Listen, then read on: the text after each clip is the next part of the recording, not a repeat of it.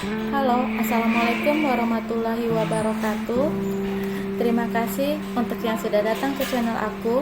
Kalau belum subscribe, tolong jangan lupa di subscribe, kemudian bunyikan lonceng, dan jangan lupa kasih like serta komentar biar aku makin semangat ya.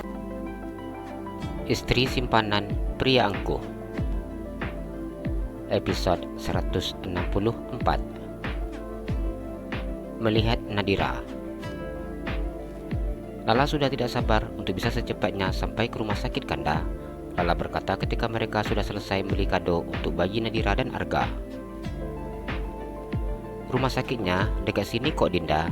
Suwandi tersenyum dan mengemudikan mobilnya.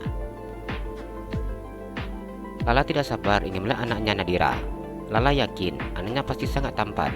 Soalnya Nadira sangat cantik. Pak Arga juga ganteng, puji Lala.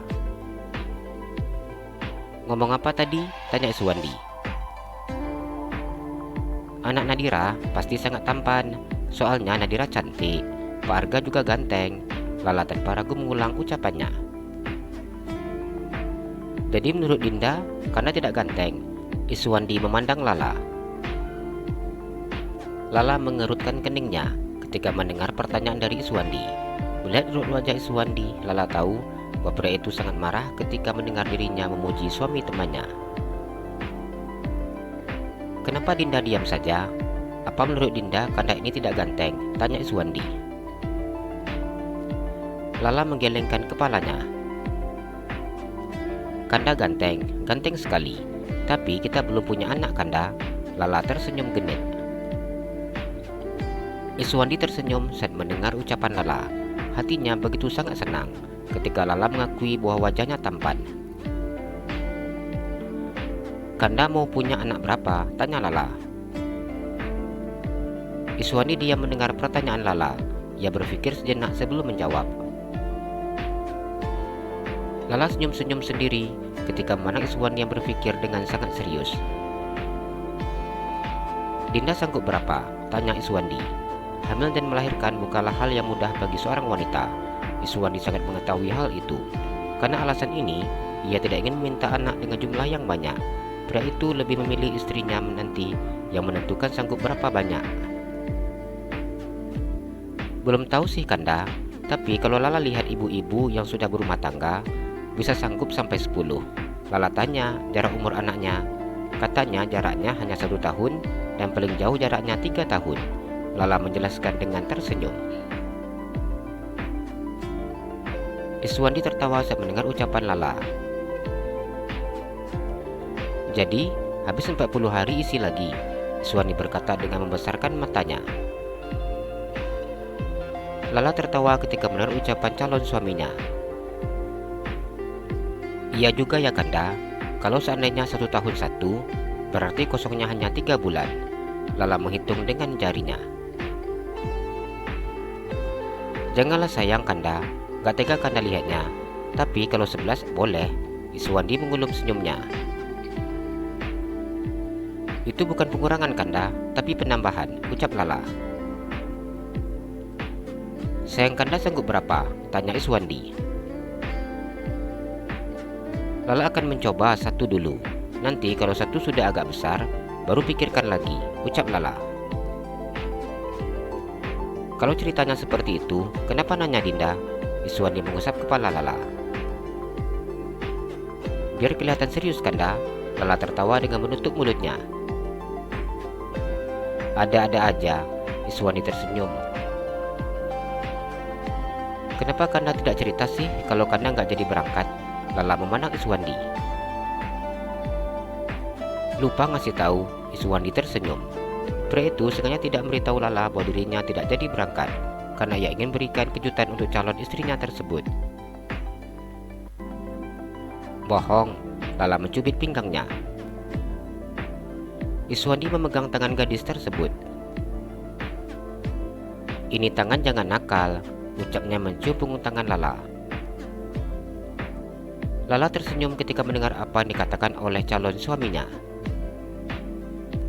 Iswandi mencium punggung tangan Lala. Ia kemudian mencium jari manis yang saat ini meningkar cincin pemberiannya.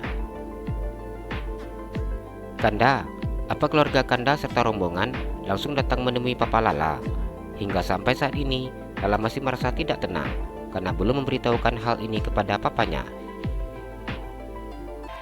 Iya, jawab Iswandi yang tidak ingin menceritakan rencananya yang menemui Papa Lala. Kalau seperti itu, apa nggak sebaiknya Lala kasih tahu Papa dulu ya? Ada rasa cemas ketika mendengar bahwa Iswandi besar rombongan akan langsung datang ke rumahnya untuk melamar. Bisa saja papanya tidak menerima lamaran Iswandi dan menolak kunjungan rombongan yang ikut serta melamarnya. Enggak usah, nanti sebelum Kanda ke sana, biar Kanda yang hubungi. Iswandi tersenyum dan mengusap kepala Lala.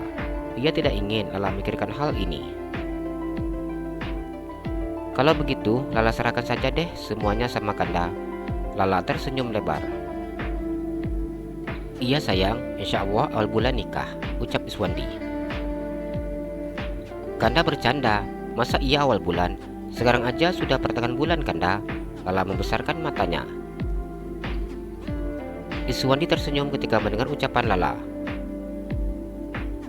Untuk menikah, kita tidak perlu menunggu lama-lama.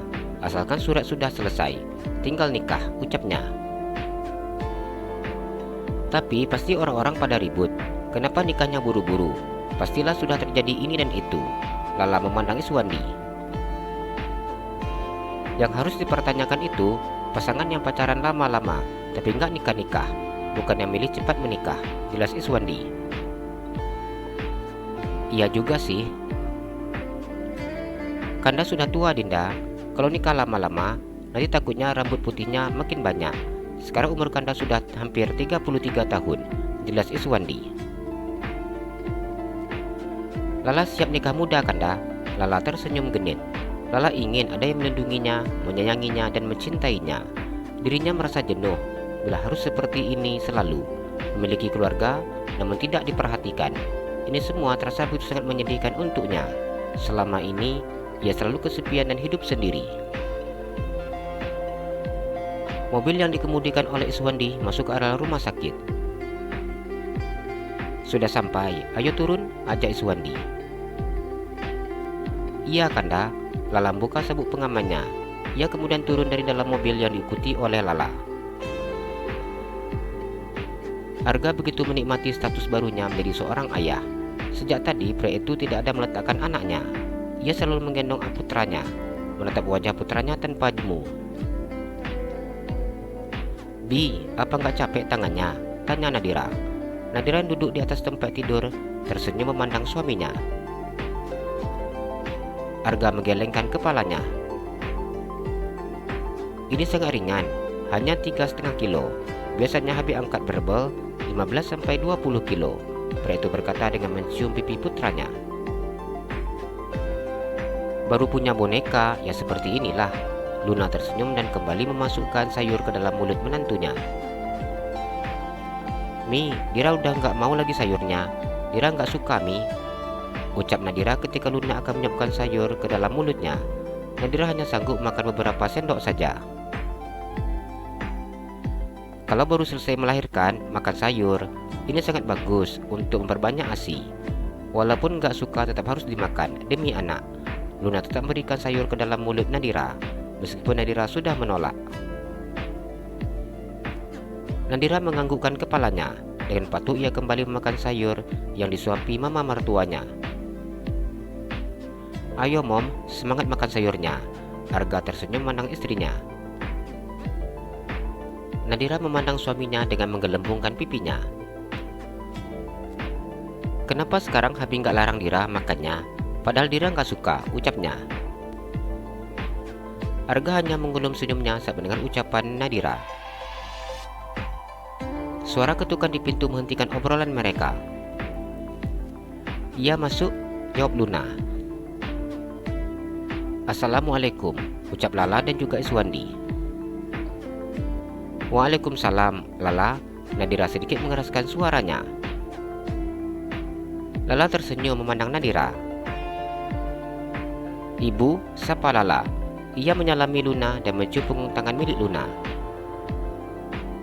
Iya, terima kasih ya sudah datang. Luna tersenyum. Nadira, selamat. Aku baru tahu kalau Nadira melahirkan. Lala tersenyum dan duduk di tepi tempat tidur. Maaf, aku belum sempat kasih tahu. Waktu datang ke rumah sakit, aku lupa bawa ponsel. Nadira tersenyum. Pantas saja senyap, Lala tersenyum. Selamat ya Tuan Arga, apa boleh saya menggendongnya? Iswandi menang bayi yang ada di tangan Arga. Apa kamu pandai? Tanya Arga. Pria itu tampak ragu. Kita akan memberikan anaknya kepada Iswandi. Tentu saja bisa, jawab Iswandi dengan sangat yakin. Nadira, Luna, dan Lala hanya tersenyum ketika mendengar perdebatan antara Iswandi dan Arga. Ada apa ini ribut-ribut? Andra yang baru masuk ke dalam kamar memandang Arga dan Iswandi. Pria berwajah tampan itu mengambil bayi yang ada di tangan abangnya tanpa permisi. Jalan-jalan ke Pekanbaru, jangan lupa beli sepatu. Kalau kamu suka channel aku, please subscribe aku. Terima kasih.